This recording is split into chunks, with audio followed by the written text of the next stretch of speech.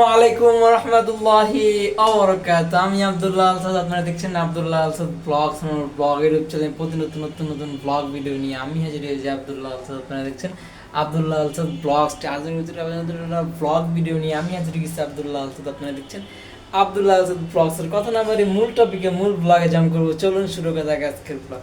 আজকে হচ্ছে আমার বড় ভাইয়ের বিয়ে সাকসেসফুল কমপ্লিট হয়েছে। আমার চাচাতো ভাই, এটা রেগুলার যে ব্লগগুলো বা ব্লগের মাধ্যমে উপস্থাপন করাটা অতটা আমার কাছে ডিফিকাল্ট হয়ে দাঁড়াইছে, বা ব্লগে আপাতত কোনো ফুটেজ আমার কাছে আসে নাই, বা ফুটেজ আমি নিতে পারি নাই, ছবি মুভি তোলা হয়েছে তাদের কাছে অ্যাক্সেসেবল। তারা যদি আমার কাছে কোনো সময় দেয় তাদের সামনে ভিডিওতে আমি প্রকাশ করে দেওয়ার চেষ্টা করবো বা দেখাবো। এছাড়া ও প্রমাণ সহকারে হয়েছে আপাতত কোনো কন্টেন্ট না, খালি ঘর টুর হোম ট্যুর বা হচ্ছে কথার মাধ্যমে যদি বোঝানো যতটুকু সম্ভব হয় তা আমি আপনাদের মাঝে চেষ্টা করব। আর আজকে আমার জমি চলে যেহেতু 12টার দিকে, এই শুক্র শনি আমার হচ্ছে 2টা প্যারা দিল, এবং হচ্ছে 2 দিন হইতেছে আমার জব ক্যান্সেল হয়ে গেল, মানে যাইতে পারলাম না। একদিন হচ্ছে অর্ধেক টাইম মানে দেখা করে চলে আসছিলাম, আর একটা দিন পুরা বিয়েতেই থাকা লাগছে। আর হচ্ছে তার বিয়ে কমপ্লিট হলো। আমি শুক্রবারের ঘটনাটা বলি। শুক্রবার আমার হচ্ছে সকালবেলা মানে গেছিলাম হচ্ছে আপুর বাসায়, মাই সিস্টারের বাসায় চলে গেছে। সিস্টারের বাসায় যাওয়ার পর এখন তারা বায়না ধরছে যে যাবে, তার হচ্ছে গায়ে হলুদ ছিল সেদিন। গায়ে হলুদ মানে পরিষ্কার পরিচ্ছন্ন গুনা মাপ এরকম একটা বিষয়, হলুদ এরকম একটা পুষ্টিকর। আরও ঘটনা জানলে কমেন্ট করবেন, কমেন্ট করছে বিষয়ে পর আলোচনা করতে পারি। গায়ে হলুদ দিতেছে বা ওরকম অনুষ্ঠান, আমরা যাবো। সিস্টার বসে গেছি, তারাও পেরা যেতেছে, রেডি হয়েছে, কে কে যাইবো। সিস্টার গেছে, এক সিস্টার আছে, সিস্টার এরকম আরেকজন, আমিও যাওয়া লাগছে। পর আরেক সিস্টার চিন্তা করতেছে, এই তুমি আসছো বিয়েতে বা হচ্ছে অনুষ্ঠানে, বা একটা সুন্দর ড্রেস আপ করে আসো না, জুতা নাই, এরকম একটা সিচুয়েশন। আর আমরা অটোতে করে যাইয়া হচ্ছে আমরা ডাইরেক্ট একবার হচ্ছে ওই পারে নামায় দেয় তাদের সাথে না রিক্সাওয়ালা, মানে ঝামেলা করি নাই, কারণ সেটা হইতেছে অনৈতিক একটা জিনিস যে পার হইয়া আর এক রিক্সা এই পাতা থেকে ওই পাতা পার হওয়া নিয়ম নাই, কিন্তু এখন জোর করে তার আমরা অনৈতিক কাজ করতে পারি না। এই জন্য আমরা যে পারে নামাই দেয়, আমরা ফুটওভার ব্রিজ পার হয়ে রক্ষে আসি। আমার সিস্টারদের কিছুটা বোঝাবাড়ি টানা লাগে যায়, এগুলা হয়ে বাস্তবতা। পরে নাইমে আমরা হচ্ছে অটো খুঁজি, এবং হচ্ছে অটো হচ্ছে ফিক্সড ডিপোজিটে তারা টাকা নেয় জন প্রতি। আর আমরা বেশি মানুষ ছিলাম, চেষ্টা করছি যাতে তারপরেও যদি আম্মু যদি একটা আপডেট হইতো তাহলে বুঝতো যে ওরকমই খরচ হইতো, হালকা কিছুটা বেশি হইতো, হালকা হাঁটতে হইতো, এভরিথিং মিলে এটা মানে সহজের জার্নিতে আমার কষ্ট কম হইতো, বা তারাও রিল্যাক্স করতো, আমাদের চিন্তা মনে হইতেছে। এটা না করে তারা একটা রিক্সা নেয়, যেটা হচ্ছে 3 টাকার রিক্সা ছিল। সেই রিক্সাটায় মোটামুটি বসা যায় না, আবার সামনে আমার বসা লাগছে, সব মিলে একটা যাতায়াতি অবস্থা। যাক আলহামদুলিল্লাহ আমরা ফাইনালি উঠে হচ্ছে রাস্তাটা অনেকটা হচ্ছে কোয়ালিটি ফুল না, নষ্ট রাস্তা, এবং হচ্ছে পানি হারা জীবন আমার ছোট থেকে এ পর্যন্ত খালি ওই জায়গায় পানি রেখে আসতেছি। শুকনা রাস্তা আমি আজ পর্যন্ত দেখিনি। যাক বাস্তবতার নিরিখে এগুলো দেখা লাগে, কিছু বলার নাই। ওটা হচ্ছে আবার কোনো সাইডে নাই, মানে কোনো সিটি কর্পোরেশন নিতেছে না, বা হচ্ছে ঢাকা সিটি কর্পোরেশন এগুলো হচ্ছে দায়িত্ব নিতেছে না। গ্রামগঞ্জ টাইপের একটা এলাকা, মহল্লা বলতে পারেন, কিন্তু এটা তারাও এটা চেষ্টা করতেছে না যাতে এরা আমাদের সাকসেসফুল হয়, এটা আমরা কমপ্লিট একটা যাতে সব ধরনের নাগরিক সুবিধা পায়। তারাও ওই ফাঁকিবাজি করে, দিক থেকে চুপে চাপে অনেক তারা জিনিসপত্র আয়ত্ত করতে পারে, গ্যাস কারেন্ট এগুলা তারা। এখন তো সবাই শক্তি, এখন সবাই আমরা নীতি নৈতিকতা অনেক বুঝি, তারপরও এগুলো হচ্ছে সিটি কর্পোরেশন আলাদা ট্যাক্স দিতে হয় যখন তারা দায়িত্ব নিতে আসে। এই জিনিসগুলো তারা সুযোগ নিতেও চায় না, তারা নিলে অতটা কি বেনিফিট হবে তা চিন্তা করে, এবং হচ্ছে তারা নেয়ও না। সেই জন্য যেমন আসছে দিন যেতেছে আলহামদুলিল্লাহ, সেটাই তার দিন পার করতেছে। আমরা যাই দেখি কি জামাই সেজে আমি হাজির হয়েছি, গিফট আমি কি কি পাবো লিস্ট করেছি। যাই হোক আর গানে কপিরাইট দিয়ে নেবে, ভুলে গান গায়ে হয়েছি। জামাই হইতেছে ভাই, আমার বড় ভাই, ঠিক আছে, চাস্তো ভাই। সে হচ্ছে গায়ে হলুদ দিয়ে নিচে নামছে, বাইক কইরা কোনো এক জায়গায় যায়, বাবা হচ্ছে কোনো একটা দায়িত্ব নিয়ে সে ওই কাজটা কমপ্লিট করে দিচ্ছে। তার অন্য অনেক আত্মীয় স্বজন দেখা গেছে, কিন্তু তাদের অতটা পরিচয় আমি ডিটেলস ভাবে জানি না।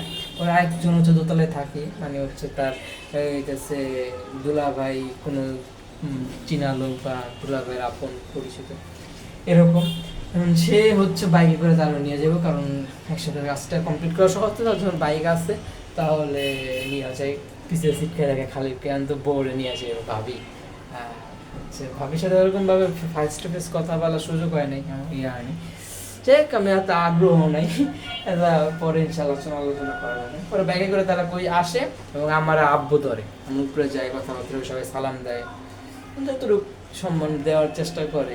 অতটা সম্মানিত ব্যক্তি নাকি আমি নিজেও যেটা মনে করি না। যাই হোক, সালাম এটা দেওয়া যায়, তবে সালাম দেয়, কথাবার্তা বলে। নিচে অন্য আত্মীয় স্বজন ফুপুরা আসে, তাদের সাথে আমার একটু বেশি ডিস্টেন্স হয়ে দাঁড়ায়। এটা বাস্তবতা নিরীক্ষা কিছু যুক্তি দিয়ে আলোচনা করে কোনো সমাধান আপাতত নাই। ভবিষ্যতে হবে না আমি শিওর জানি না, ইনশাল্লাহ চেষ্টা করবো আত্মীয়তার সম্পর্ক আরো দৃঢ় করা, আরো জয়যুক্ত করা, আরো হয়ে যাচ্ছে শক্তি। এরা চিরতরে জয় প্রজন্মের পর প্রজন্মের বা আরো যাতে দৃঢ় হয়, সাথে সাথে যাতে ভালো সম্পর্ক থাকে, মানে আত্মীয়তা ছিন্ন যেতে না হয়। এলো আমরা ইচ্ছা আছে যে কত পসিবল হয়। তোর সাথে কথা বললাম, উপরে হচ্ছে চাচিরা থাকে, তারা ঝামেলা আছে আমাদের নিজেদের মধ্যে, হচ্ছে বনাবনি বিষয়।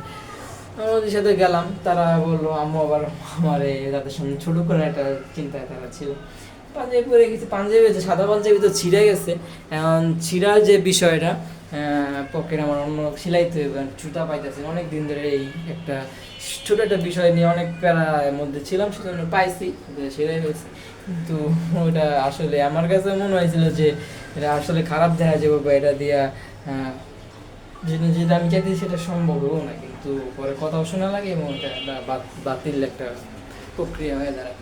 যাই হোক, তারপর আবার ওরা নিচে এসে সব আমার তুমি জুতা আনো নাই, পাঞ্জাবি কি করছো, অবস্থা পুরো বাজে, পাঞ্জাবি পরে আসছে। পরে সে কিছু মানি দেয় হালকা পাতলা, যে যেইবার তাতে চলে আসবা, চেঞ্জ করে পুরো বিয়ের সাজে, বিয়ের সাজ নিসাজ কন্যা লো, বিয়ের সাজ নিসাজ কন্যা না ভাই, আমার সাথে যাইতে হবে, কারণ আমার বড় ভাইয়ের বিয়া। এলো বিষয় আদি।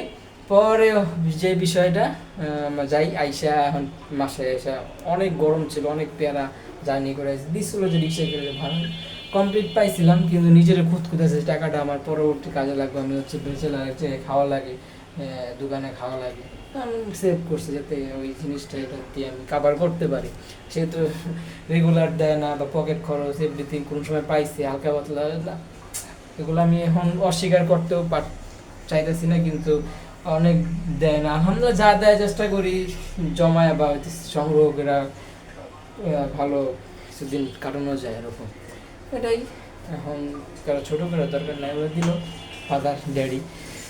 ওটা থেকে আমি যতটুকু কমাইয়া বাসে করে বা হচ্ছে অটোতে করে আইসা বাসায় এসে ফুল রেডি হই, রেডি বাসায় কিছু কাজ বাজ করি, ক্লিন কইরা পরে আবার যাই। এখন আমার জায়গায় কাজ আছে, আমি জানি ক্লিয়ারলি করবো না। এখন জবে যাই দেখা সাক্ষাৎ করি, আমি যে হাজির হয়েছি হাজিরা দিয়ে আসি, এরকম একটা বিষয়।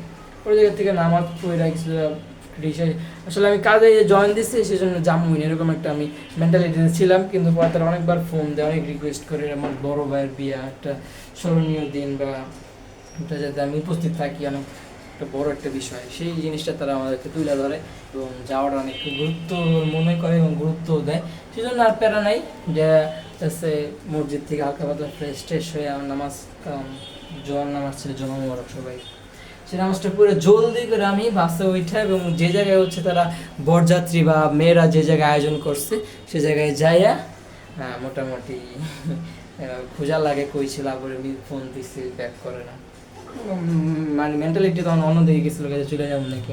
পরে অনেক সময় পরে আসলো, আমি খোঁজাখুঁজির পর পাইলাম ওদিকে আরো কিছু ঘটনা ঘটছে, জামাই দেখছি কিন্তু জামাইয়ের চেহারা চিনি নাই, পরে আমি উপরে যাই আরো খুঁজতে, সব বিষয়ে অনেক ঘটছে। আর সে জায়গায় বসে অনেকক্ষণ জামাইয়ের সাথে খাই, কত মানুষের এখন তো আর খাওয়ার আর রুচি নাই, ভালো লাগে না এই বয়সে, যেরকম আমি চিন্তা করি নাই। কিন্তু সময় সাপেক্ষ বা হচ্ছে বাস্তবতা অনেক কিছু মাইন্ডে কাজ করে এরকম একটা শরীর বানায় ফেলছেন, ইচ্ছা করলেও আর খাওয়ার মতো অ্যাবিলিটি কমাই হয়ে গেছে। যাই হোক, হালকা পাতলা খাই, পরে তাদের গাড়িতে কইরা দাদু বাসায় বা যে বাসায় জামাই থাকবো, বউরে নিয়ে আসবো, সেই জায়গায় বউরে নিয়ে যাই।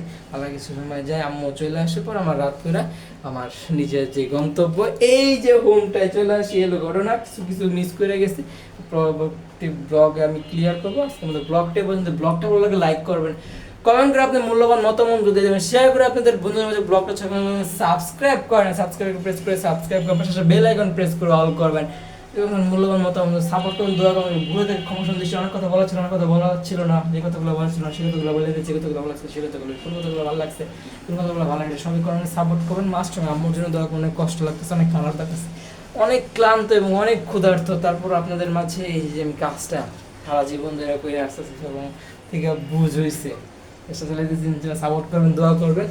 ইনশাল্লাহ বাইরে যায় যদি হালকা পাতলা খাইয়া দিয়ে শক্তি নিয়ে জবে যাবে। Thank you so much. Blog দেখছেন আর আম্মুর জন্য ফোনে আল্লাপা খায় দেয়, বাড়ায় দেয়, দোয়া করবেন। আম্মুর জন্য সবাই মন করে দোয়া করবেন। আসসালামু আলাইকুম রহমতুল্লাহ।